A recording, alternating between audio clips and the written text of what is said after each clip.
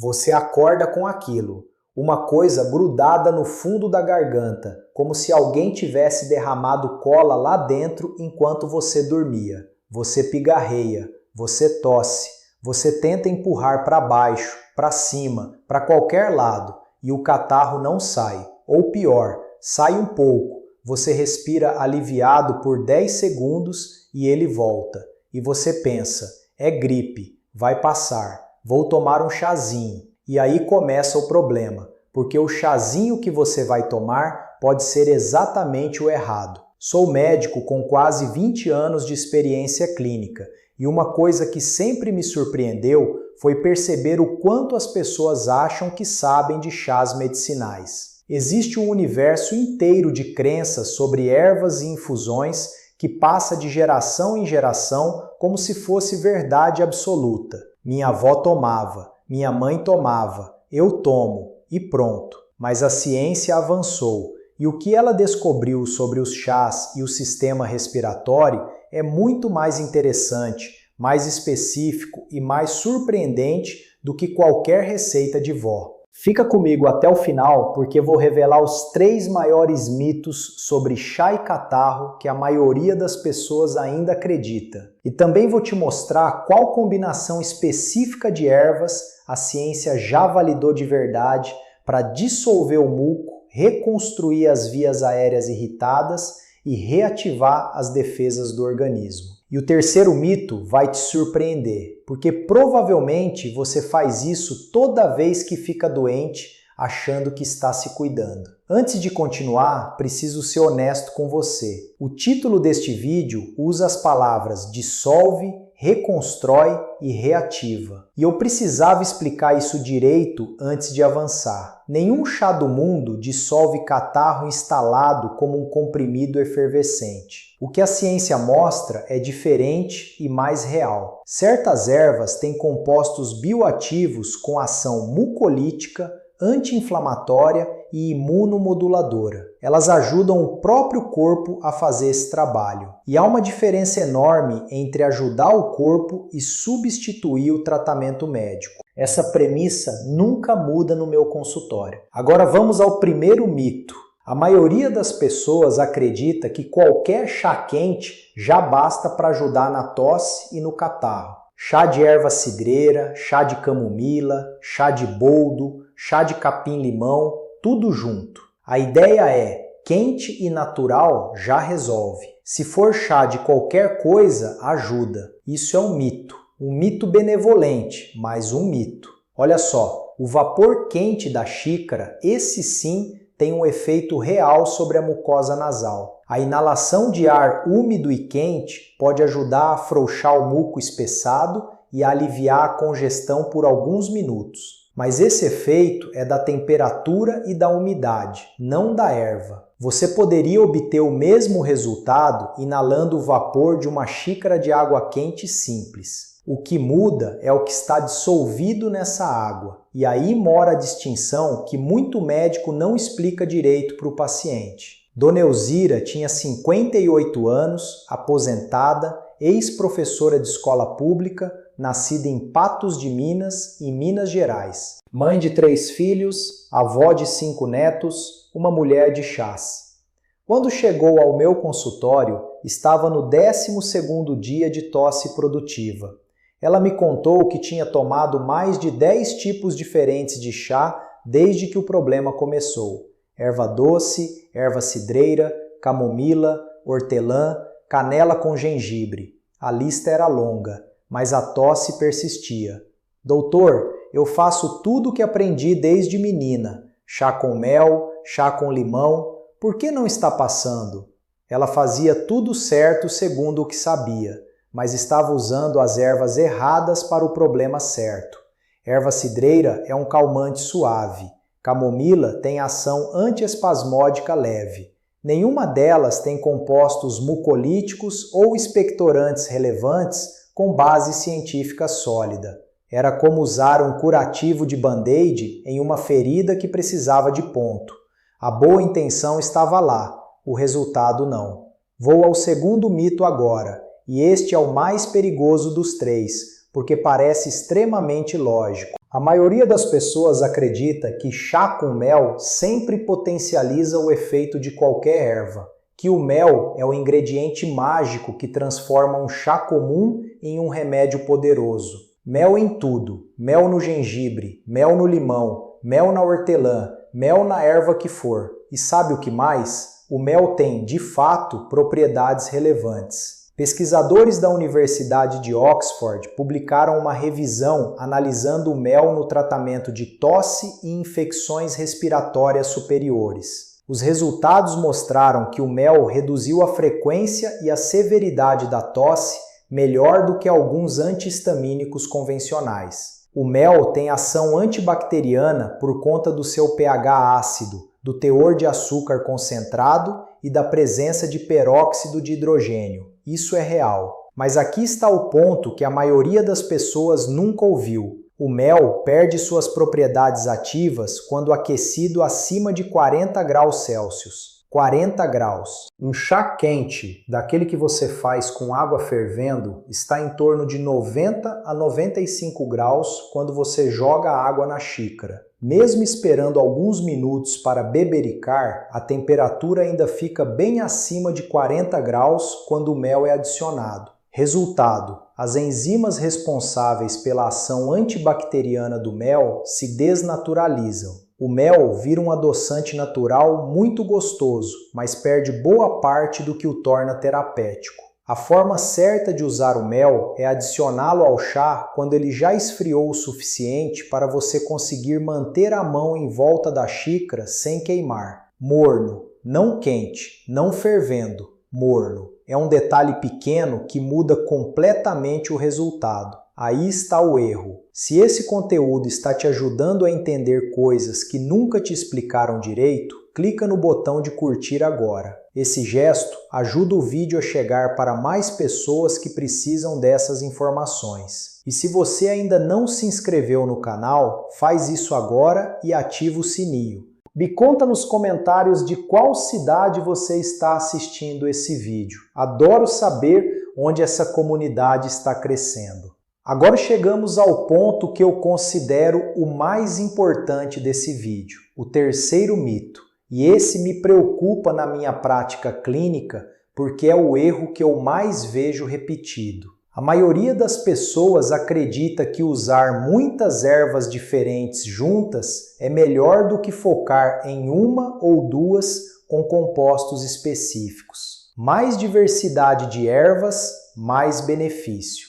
Essa lógica parece generosa, parece sábia, parece natural. Botei de tudo no chá, deve ter alguma coisa que vai ajudar. Não é assim que funciona. Deixa eu te explicar. O sistema respiratório tem um trabalho muito específico quando está inflamado ou infectado. Precisa de compostos que ajam em 3 frentes: mucolítica, que afrouxe e dilua o muco espessado, expectorante, que facilite a expulsão desse muco, e imunomoduladora, que ajude o sistema imune a reagir de forma mais eficiente ao agente causador. Pensa assim, as suas vias aéreas, quando estão congestionadas, são como uma estrada depois de uma tempestade de granizo. O asfalto está cheio de detritos e poças. Para limpar essa estrada, você precisa de 3 máquinas trabalhando juntas. Uma que afrouxe o entulho, outra que varra para o lado e outra que conserte o asfalto danificado. Se você jogar 10 tipos diferentes de equipamento na estrada sem coordenação, vai ter caos. Se você usar as 3 máquinas certas na ordem certa, vai ter resultado. Foi exatamente isso que eu expliquei para o seu Vanderlei.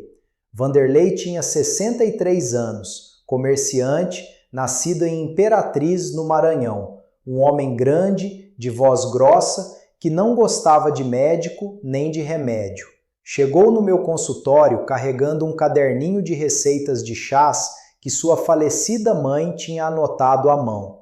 Resfriados frequentes, tosse que não melhorava, uma sensação constante de muco acumulado no peito. Ele me mostrou orgulhoso a combinação que tomava: boldo, erva cidreira, hortelã e canela. Tudo junto, todo dia. Doutor, eu tomo chá desde que me entendo por gente. Nunca me curei tão lentamente na vida. Repara nesse detalhe. O problema não era a crença nos chás, era a escolha errada das ervas. Boldo é maravilhoso para o fígado, mas sem efeito relevante sobre o sistema respiratório. Erva cidreira é calmante e suave. Hortelã cria sensação de frescor, mas não dilata brônquio em infusão oral. Canela tem ação anti-inflamatória sistêmica, mas não é o que o pulmão precisa como prioridade numa crise de catarro. O seu Vanderlei estava tentando consertar a estrada com equipamentos do campo errado. E por falar em equipamentos do campo certo, vou te contar agora o que a ciência já validou com consistência para as 3 frentes que mencionei. O gengibre, Zingiber officinale,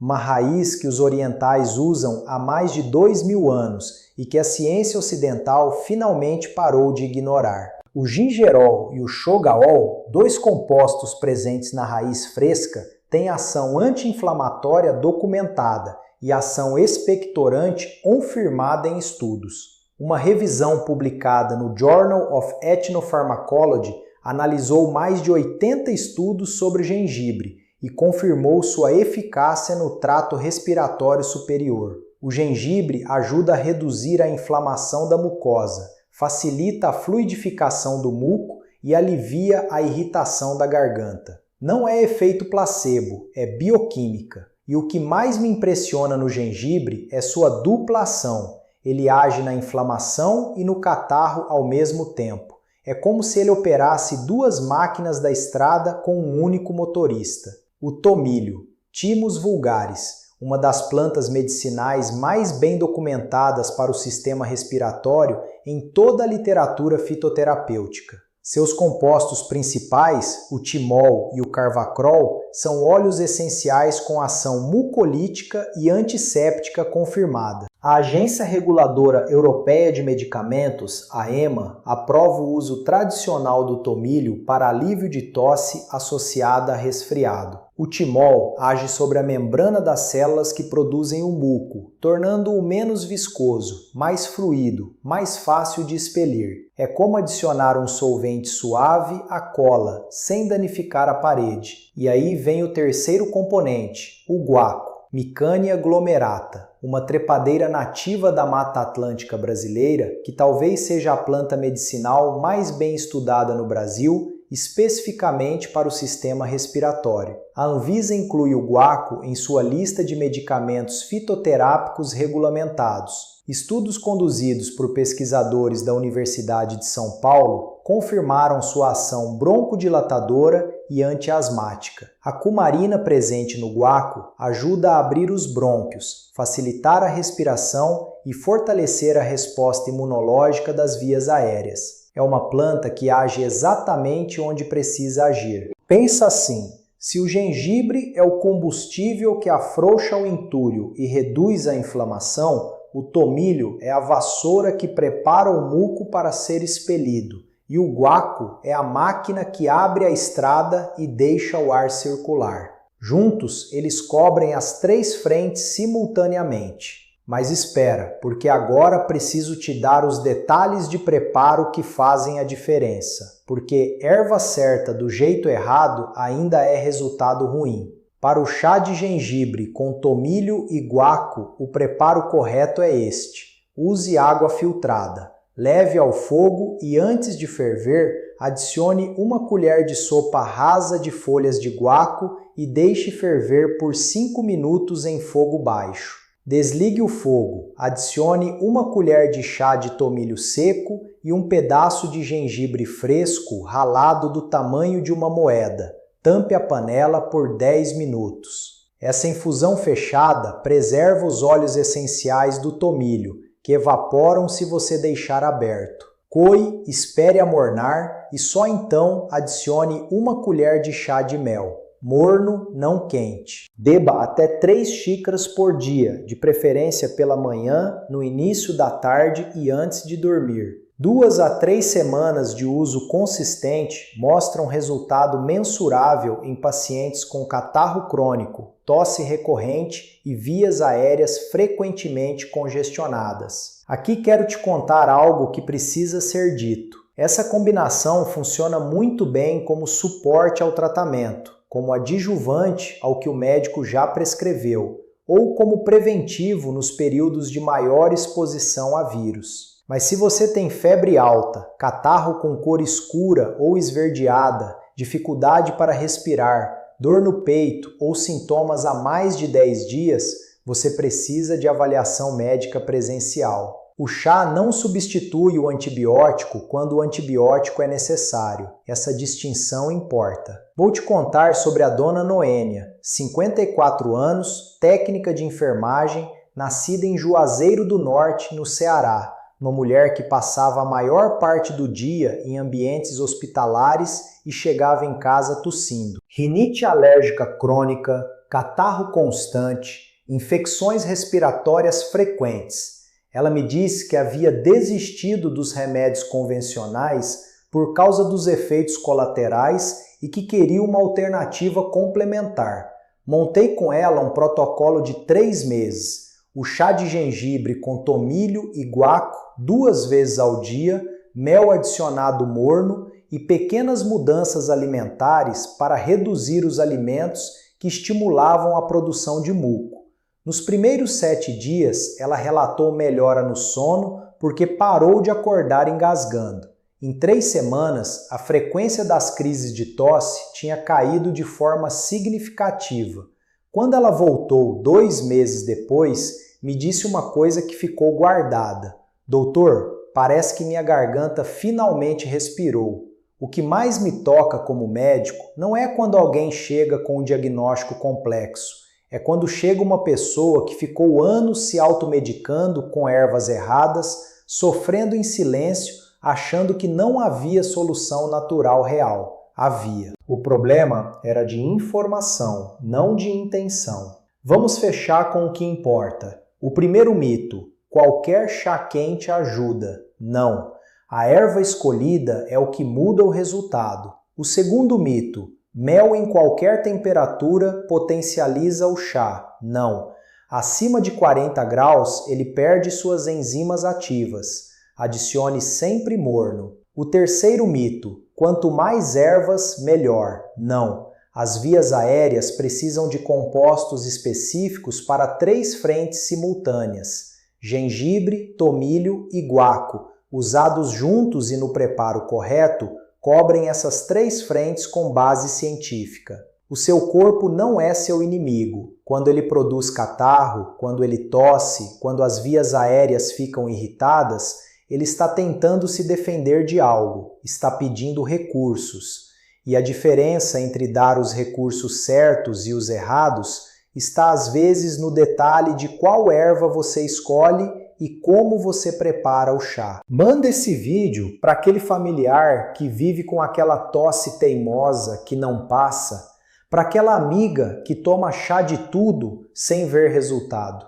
Às vezes, a informação certa chega no momento exato que a pessoa precisa.